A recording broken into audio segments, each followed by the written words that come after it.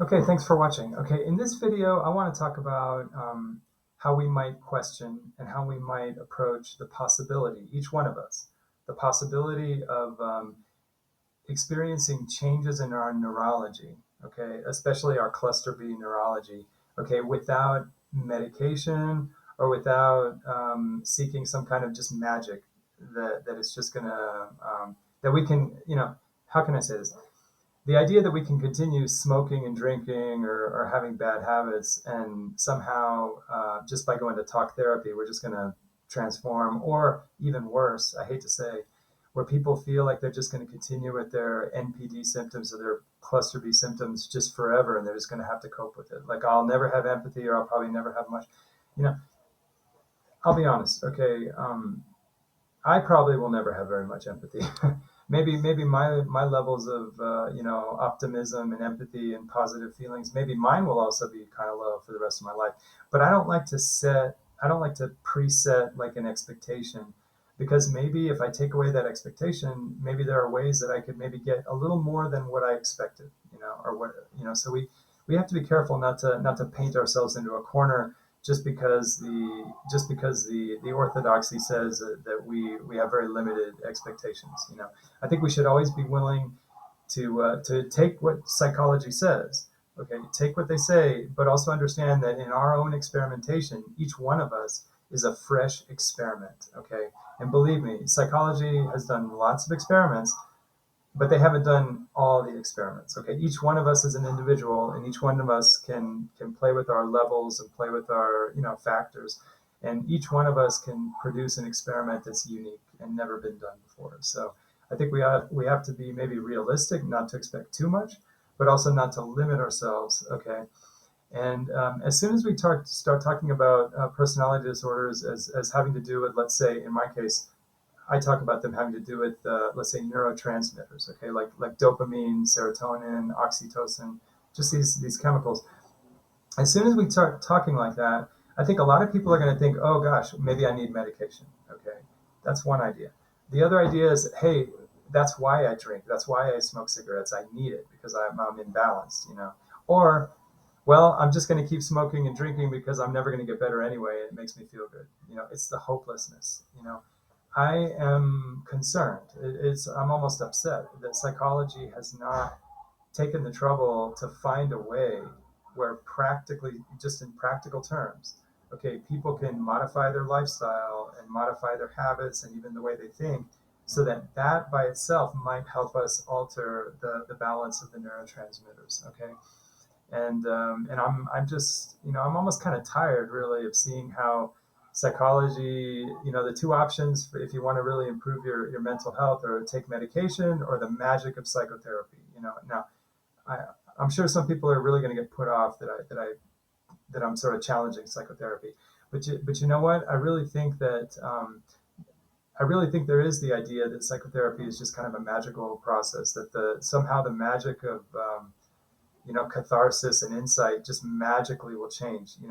The idea that you don't go home and change your habits, okay, and actually change the structure of your life, and somehow you think that the magic of talking to somebody is going to actually transform you, in a permanent way.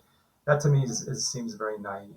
Okay, that's why I tend to prefer more what the addicts do, the drug addicts that go to, like, say, the 12-step recovery, because they get into a structured change in the way they live. It's not just the things they hear and talk about in their meetings, but it's also how they are committed to changing their life. I think that is the difference, and the analogy that's missing in how we're dealing with personality disorders. I mean, I think it's fine if you want to go talk to a therapist. That's perfectly fine. But the idea that by itself will make structural changes, and that somehow you continue smoking cigarettes or drinking or whatever, and somehow magically, just by the insight, um, or the flip side of it, where people feel like, well, this is just the way I am, and so why bother? It's like, I feel like there's not enough of an open door where people can seek really changing their life in the way that, like, say, the people in drug addiction recovery really have to change their life. Why can't we have the same thing? Okay, and by the way, if there's any people listening to this and don't feel really like they're interested, in that kind of life-changing lifestyle, it's fine. I mean, peace to everybody. I'm just offering something that I don't see enough. Okay. It's just an alternative, just like you have some people, they prefer the CBT, other people like the DBT, other people like the EMDR, other people like the medication, other people like psychotherapy. I'm just proposing something kind of analogous to the drug addiction recovery, more of a lifestyle kind of thing. Okay. Not pretending it's for everybody. All right. So I'd like to talk a little bit about how, at least in my case, and I've had some success. I'll admit I haven't really focused on recovery as much as I'd like to. I've been real busy with work these last few years, and so I wish I could focus more on recovery. But I'd like to just talk a little bit about things that I think have worked, at least to help me in my recovery, and also maybe things that maybe I should improve. Okay, to maybe get more recovery. Okay, now let's start again with this idea.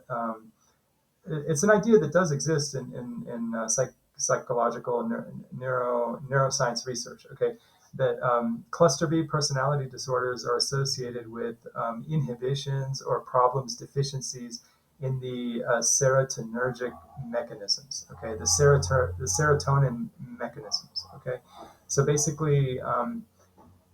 It's probably there's probably not a clear idea of exactly why people end up with the inhibited serotonin, but it may be that living in a chronic dopamine, a situation where dopamine's kind of peaking and rising, that'll tend to, in some people, really crash the serotonin. Not in everybody, just some people have a really sensitive reaction between those two neurotransmitters, so that when you're in a kind of a dopamine intense kind of a situation, maybe living in a stressful family or a stressful neighborhood, that's going to really suppress and inhibit the serotonin mechanism.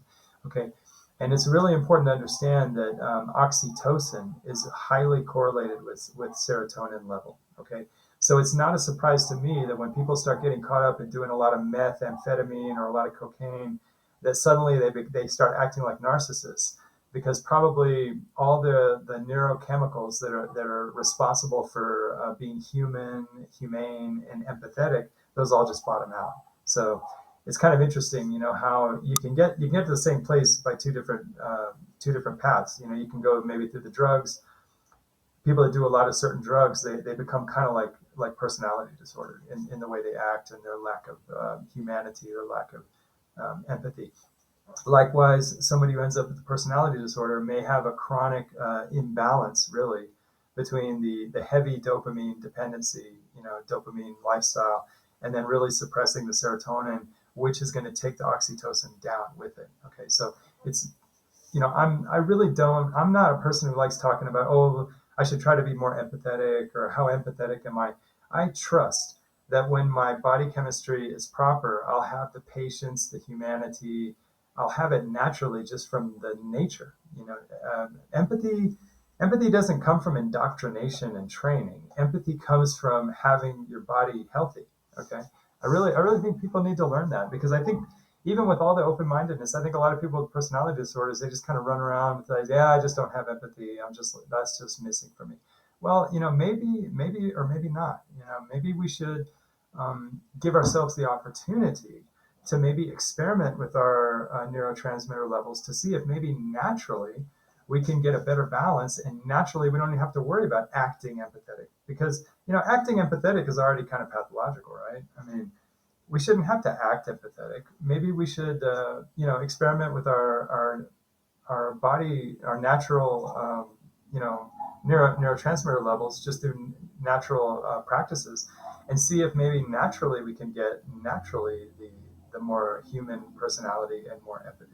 Okay, so I'd like to talk about maybe some things that I've tried, and maybe some things that might work for some people, and things that I could improve. Okay, so the first thing, obviously, is we want to get the dopamine experience kind of down. I think about cut it in half. Okay, so like, what are the dopamine experiences? Okay, dopamine is a lot of confrontation, a lot of aggression. When I find myself being kind of aggressive, like dominating a conversation, or getting really, kind of being dominant or aggressive or pushy, obviously my dopamine is kind of rising. Okay, So the idea is you want to, look at all the things that have to do with competition, dominance, aggression, pleasure seeking, eating hamburgers, fried foods, just going into the pleasure, the gratification, wanting to make money. All these things are the dopamine. Okay. So the idea is that we still have to live in the world. We still have to make money. We still have to, survive. We even have to compete. We may even have to be a little bit aggressive. But the idea is just to kind of notch it down, just all those things, just kind of notch it down, so that, let's say if I have to be competitive, I can try to be playful about it, still being competitive, but just throw in a little more playful attitude, just to kind of tone down the harshness of that dopamine experience. Or like say if I'm hungry, maybe I need to learn how to eat foods that aren't so succulent, aren't so delicious, aren't so heavy flavored, just to kind of still get to eat, I still get to enjoy my food, but just kind of bring it down. And then when I'm talking to people, even though I'm tempted to get into arguments and get really intense and dominate, maybe just try to be more playful in conversation, just as a habit, just to kind of bring that dopamine just down just a bit. Maybe the goal we should all set is just like an alcoholic says, hey, I need to stop drinking. Maybe we as personality disorders say, hey, we need to get our dopamine levels about cut in half. And if I need a program, if I need a support group, but the bottom line is that in my lifestyle, even when I'm not talking to a therapist or I'm not talking to the group, I need to be on a program to get my dopamine experience basically cut in half, let's say. And the idea is that naturally, as you reduce the dopamine experience and you get more into the more relaxed, more playful, more human, way of not being so raw and edgy, that naturally the serotonin will rise just a little bit. Okay. So now, in my experience, because I have a personality disorder, okay, I think my dopamine, even in the best, my serotonin, sorry, I think even in the best situations, I think my serotonin really doesn't get that high. I think I am kind of chronically low in those things and low in the oxytocin, but even a slight rise is better, and I can work with that, and that's just being realistic. I'm not expecting to just, off the charts in serotonin. I'm probably always going to have a challenge there. But the idea is that just to give myself an opportunity that I can even have a small rise in the serotonin, and then what can I do with that? Okay. Well, the first thing is, this is really important. Okay. It's not just the behaviors that I do in the here and now. Like in the here and now, I can try to argue less. I can try to be less edgy, try to be less dominant, try to be less aggressive. I can try all those things. But the problem is that what about the things that are outside my control? Okay. Like say losing a job, being at risk of losing a job, being afraid that maybe a client or somebody I work with maybe doesn't want to work with me anymore.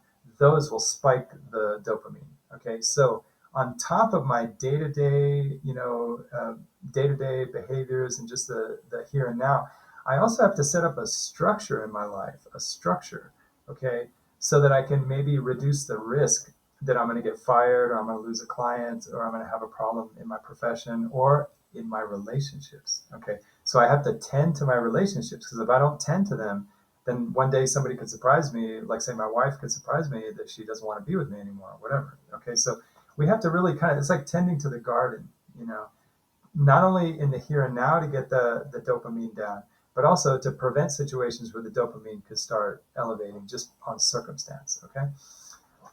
The other thing too is that it's not just getting the dopamine down, but also we need to experiment with ways that maybe the serotonin can come up, maybe without just depending on that relationship, that inverse relationship.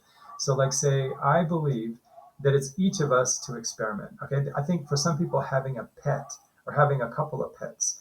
For other people, I think a lot of people don't understand the magic of growing plants. Okay.